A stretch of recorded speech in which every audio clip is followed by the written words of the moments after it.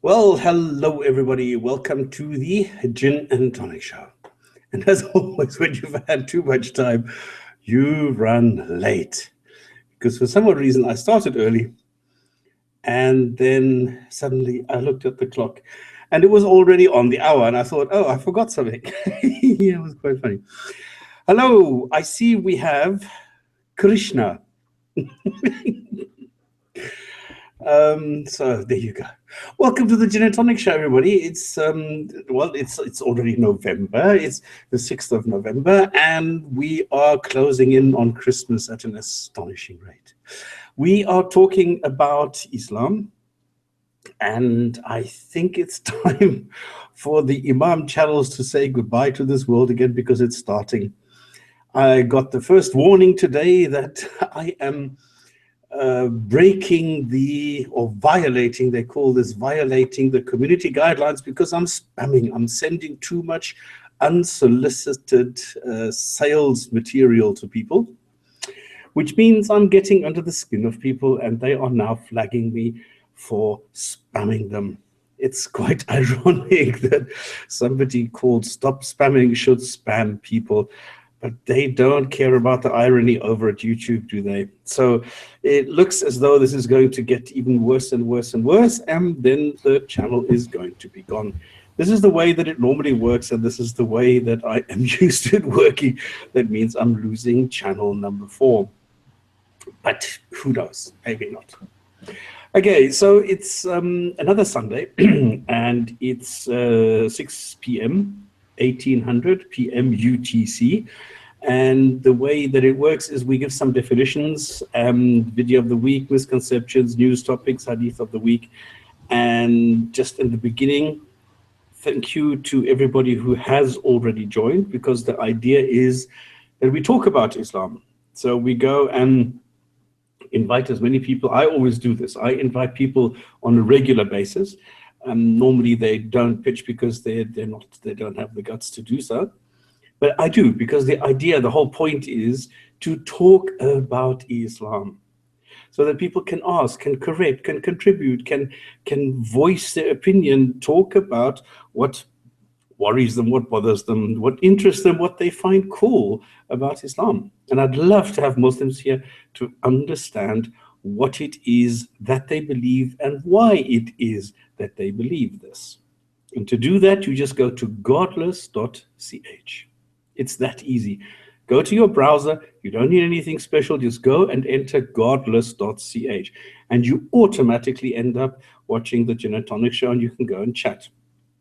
If you want to come here and you want to talk, then you just enter hangout.godless.ch. Now, I'm going to make an announcement right here, because in 2 weeks, there will not be a standard Gin&Tonic show. Because what Ike has done is he's had himself a jacket made, which says, "By the beard of the prophet, I declare that there is no God." And he's going to wear this jacket and then fly over to the UK, where he's going to meet up with Speakers Corner UK, and they are going to go and talk to some Muslims in the park, in Speakers Corner. And what he's going to do is he's going to stream this live into the Hangout so that we can watch this and we can chat to him while he is there. So we can, like, this is the first time that we have a live interactive show in the UK, in Speakers Corner, on the Gin&Tonic show. We'll see how that works, and we'll see if this is something that people enjoy. We don't know how it's going to work. It's an experiment. We're going to try it, see it, and if people like it, maybe we can do this more often. So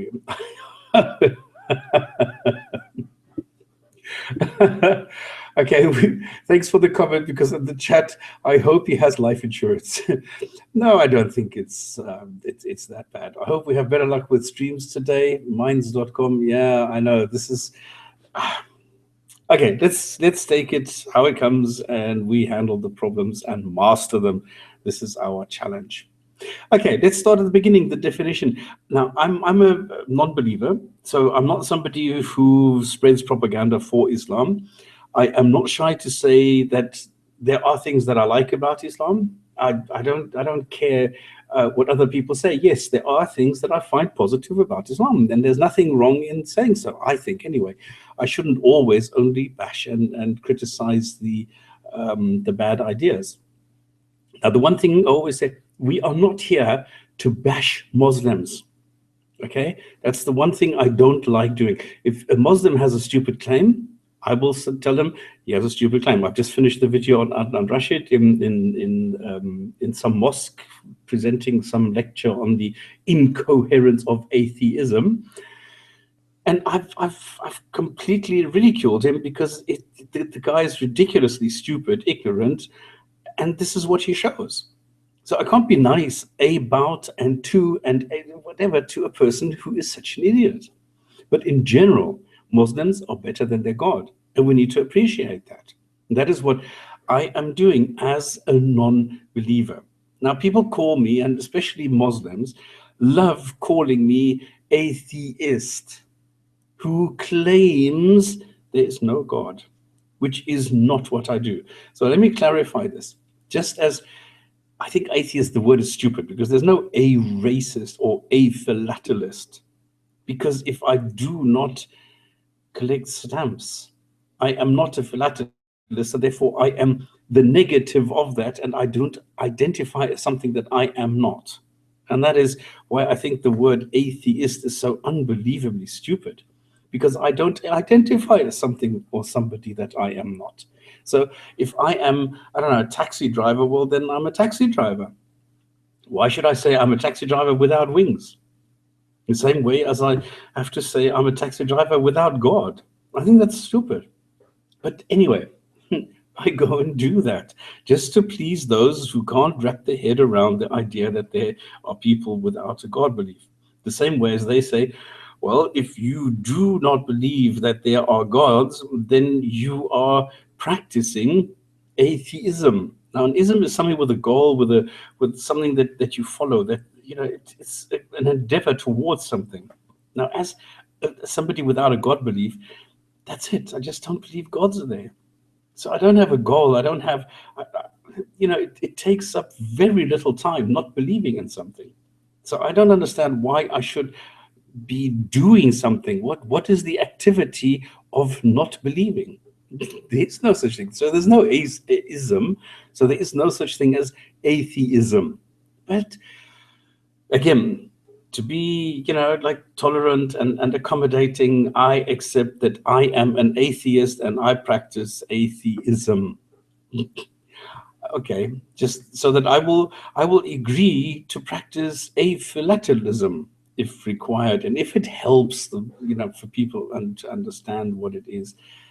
The absence of a God belief is now an ism.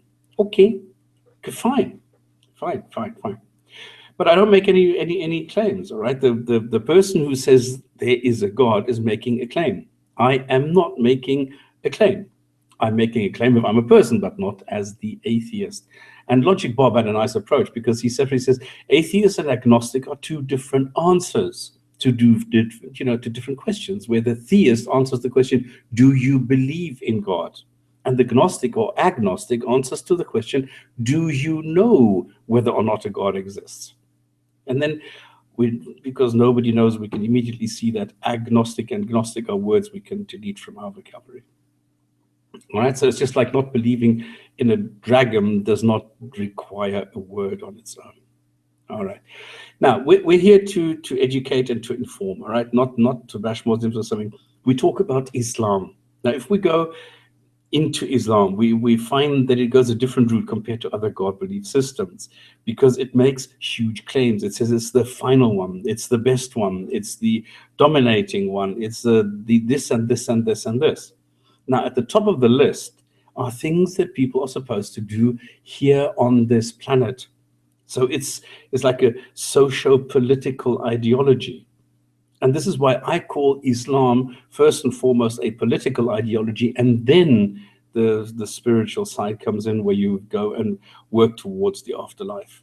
But first of all, it's here on this world. And because there are so many commands in the Qur'an, which says you inherit this much, the punishment for this is how you handle prisoners of war, this is how you handle this, it's political. So that's the way that it works. Okay, that was the definition. If anybody wants to know something, come and talk to me and ask me why, what, where, how. So this is what this show is about. We analyze the facts and then explain Islam and its contents. At least we try to. And I try and be objective as I possibly can, even though that it is difficult, I must admit, because, I mean, talking about gods and that is not realistic in my eyes. I mean, people for 200,000 years have been talking about gods, I suppose, and nobody has ever managed to demonstrate one. And there has never been any evidence, anything convincing to show that these gods actually do exist. And therefore, if somebody makes the claim, yes, definitely, for sure, 100% certain, and blah, blah, blah, well, then what can you do? If you can't demonstrate it, why should I believe it? Now, that is not a reason to go into this, what the people are calling Islamophobia. Now, because Muslims can't really bring any evidence, people like me criticize the bad ideas because, come on, Islam is a set of ideas and it contains some really bad ones. And I criticize this. And because Muslims can't handle this, they call anyone who criticizes them an Islamophobic. Now, Islamophobia, I mean, we know Islam, which is a set of political ideas, and the phobia, which is an unwarranted fear, a brain illness, so to speak. So why would they call Islam a brain phobia, brain damaged, brain illness or something? I don't understand that. And the video of the week is called Islamophobia, Understanding Anti-Muslim Sentiment. And it's on documentary TV. And this is what I hate so much, because it takes Islam and pretends as though anyone who talks about Islam is talking about Muslims. I hate the propaganda that is currently underway, where you take a couple of photos of people who are saying, I am so good and I don't kill anybody, I don't have a slave, and I'm a Muslim. I'm just a normal person, I'm a Muslim. We are not talking about this. Why can't people understand it? We are not talking about the individual Muslim. There are millions, and there's 1 billion Muslims who are perfectly normal, peaceful, brilliant, accommodating, whatever, hospitable, and so on people. It's not about that.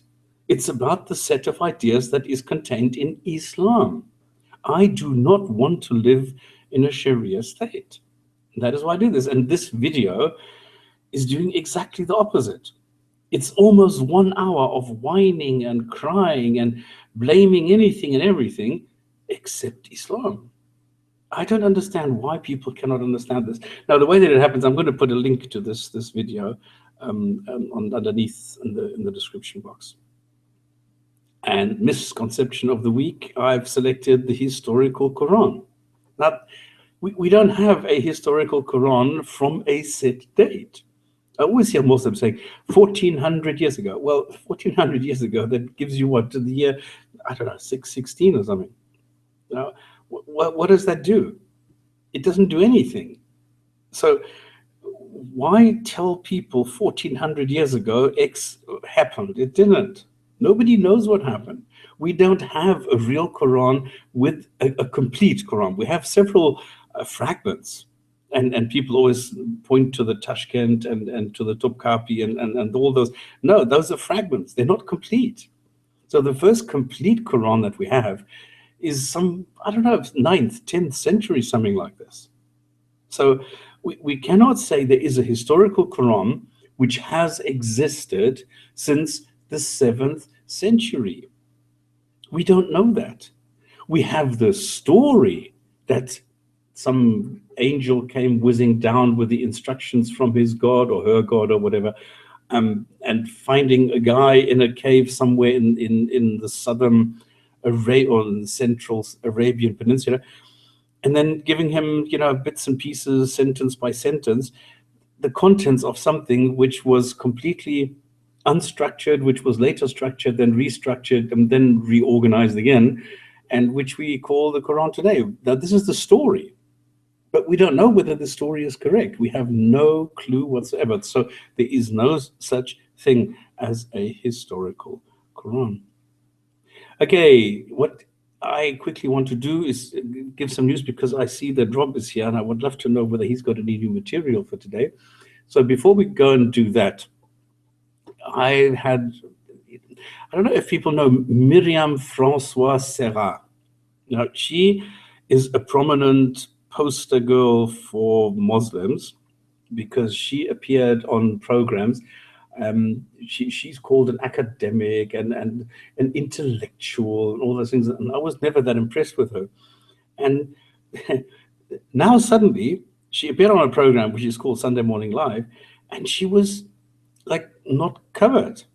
Like suddenly her hair was out, and you could see her cheekbones, you could see her collarbones, you could see her neck, and she had a cleavage. There was, you could see that this is a woman. You could see that she has boobs like most women have. All of a sudden, she is not dressed up anymore. So I thought, what's over that? So I quickly entered this, but I saw this like just before the show.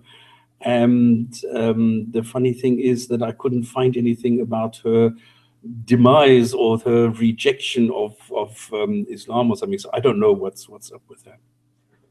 Okay, then I have just 2 or 3 items which I'm going to quickly put here, which I found quite interesting, which I'm quickly going to screen share with you.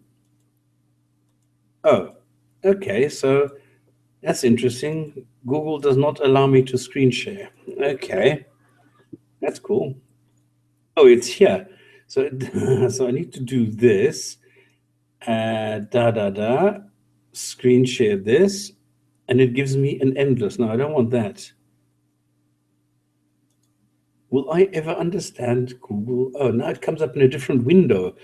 I don't know why Google constantly plays around with things. Why can't they leave this alone and say, okay, now it works, let us not touch it. So, but now the screen is gone. No, I don't believe this. I don't know why Google does this. Let me try this one last time. I'm going to click on here, start screen share. There we go. And here we have the screen share. But it doesn't work this way, not the way that I want it to work. There we go. Kurdish women battle IS with songs, well, and with machine guns. But the main thing is that they do so with songs. And that is quite funny because they say that in Islam, singing is prohibited. And this is exactly what they are doing. And so what they are doing is they are, I don't know how this is supposed to work if you sing, if you then scare the living daylights out of ISIS. But apparently they sing and then they go and they fire rounds from a rifle, and this is supposed to somehow scare ISIS. I don't know whether this works. I have no clue, but apparently that's what they do. Another item I found which is quite interesting, because in Europe, I always maintain that when, well, traditional, cultural, whatever Muslims come to Europe, they are exposed to like a somewhat different climate. And a lot of Muslims leave Islam because of that. And now what the people are finding is that the churches are trying to get their hooks into this so that people don't go into the atheist point of view where, okay, I can't handle my God, so let me get rid of God. No, they want to replace the one God with the other God. And apparently this helps. So now I don't know whether this is propaganda. I don't understand. I don't know what the numbers are based on. I don't know what the Catholics are saying, whether they have real data, real numbers, or whether this is just wishful thinking that they're saying, well, we're getting the Muslims that are coming to Europe and turning them into Christians. I don't know that. But I have heard people saying, well, I used to be a Muslim, but now I have seen that the Islamic God is brutal and is only living off fear. And this is why now I have discovered that Jesus is a better God because he is more benign. So it's not that difficult to be a Christian, and there is not so much fear mongering in Christianity as there is in Islam. So maybe there is something with this. I don't know. This is quite funny because in Damascus, bars are packed and the wine is flowing. No, sorry, this is the wrong one. Because this is another one. The kill list, Islamic State leaders taken off the battlefield. Now, this is the weirdest entry from any news agency I've ever seen. This is the Los Angeles Times, the LA Times. And what they do is they just take photos and names of people who have been killed. And I don't quite understand what the point is of doing that. And this goes on and on and on and on and on and on. This is just a huge list showing people who have been killed by drones or otherwise by the US. And they are saying these are Islamic militants who have been, killed, and they are now gone. Why? I don't know. And why a newspaper would do that totally escapes me. I just thought, let me share this with you because I thought this is so funny. Having an entire page on the Middle East, and this is only a list of people who died. This is okay. This is great. I think. Okay, this is a Kurdish guy who has a BMW. You can buy these secondhand, no problem. You can buy them like a lot of different shows, and they have very thick glass and reinforced body panels and things like that. And because his car is armored, he went in and rescued a lot of people under sniper fire. So you can see that there's a lot of shells which hit the car and here in the windscreen and places like that. And but he says, well, it's fine. Yes, it's damaged. It's taken a lot of fire, but it has held up to its reputation that it is bulletproof. And I've been able to get injured people out of areas which were under fire. And the thing is, now I call this he's a real trooper, because what happened is that BMW offered him a replacement. And they said, we'll give you another one, a new one, and we'll take this old 5 Series and we'll put it into our museum, because it's, like a very rare that you get a car that has actually been under fire. And he said, no, he's going to put it into a Kurdish museum. He's not going to give it to BMW, but this is supposed to stand as a symbol for what you can do and how the Kurdish people fought the ISIS, Daesh, IS, ISIL, whatever they call themselves. Okay, and then this was the one that I was talking about. In Damascus, bars are packed and the wine is flowing, where you have people who are living in the Christian area. Now, in a lot of Muslim countries, you're not allowed to sell or own any kind of alcohol. Like in Saudi, for example, they don't allow any kind of alcohol. In Afghanistan, it's slowly being relaxed. But like in Qatar, for example, I remember they were quite strict that you had to have a license. And if you went to the one shop where you paid quite high prices for anything, like if I went there to buy beer, for example, I would put like, I don't know, 6 cases into, and it was in tins. So I used to put this in the back of the car, and I was not allowed by law to make any detour, just in case I would, go somewhere and somebody would see the alcohol in the back of the car. I had to go straight from the shop. I had to go home, unpack it, and put it immediately in the kitchen in a cupboard so nobody could see it. Because they are so afraid of alcohol. But now in Damascus, apparently this is not the case, because they have a Christian area there where they make their own alcohol, their own wine, their own everything. And this is where people go, and you can have a drink there. So you can go and chat with people, and this is the Christian minority which is providing this kind of an atmosphere. There you go. And this is where a journalist says, well, when we go to Syria, into the areas where we report on the violence, it's quite a nice idea, so to go this. So there you go. Okay, so that was that part of the news. And now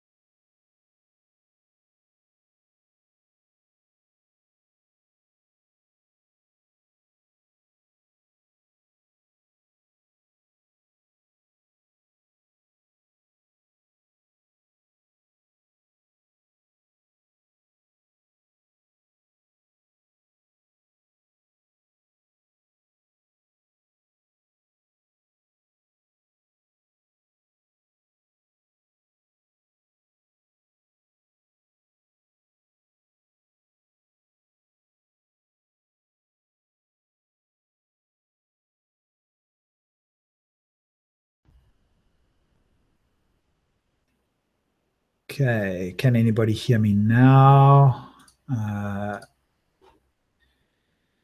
Let's try input here. Microphone testing 1, 2, 3. Can anybody hear me now? No. Let's try this one.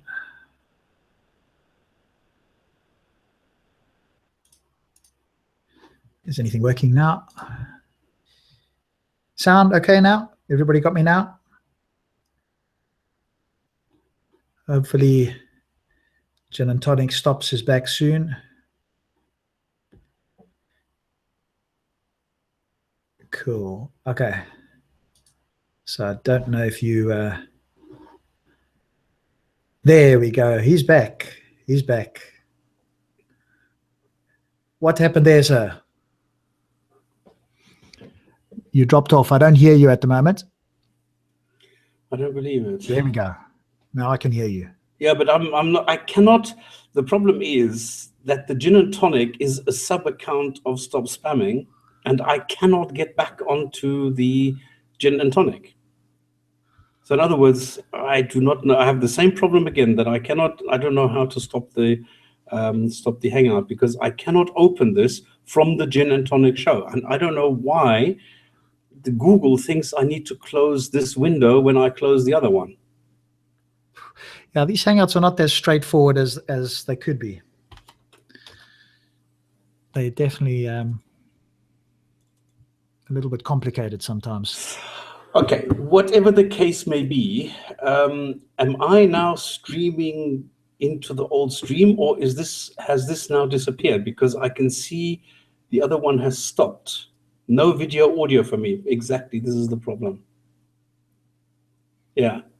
I need to start a new one as the Jinn&Tonic show before this works again. Okay. Okay. Whatever you need to do, and I can just rejoin it again. That's no problem. Shit. Bye. It's not the end of the world. Yeah, it's stupid. All right. I'll jump off now as well.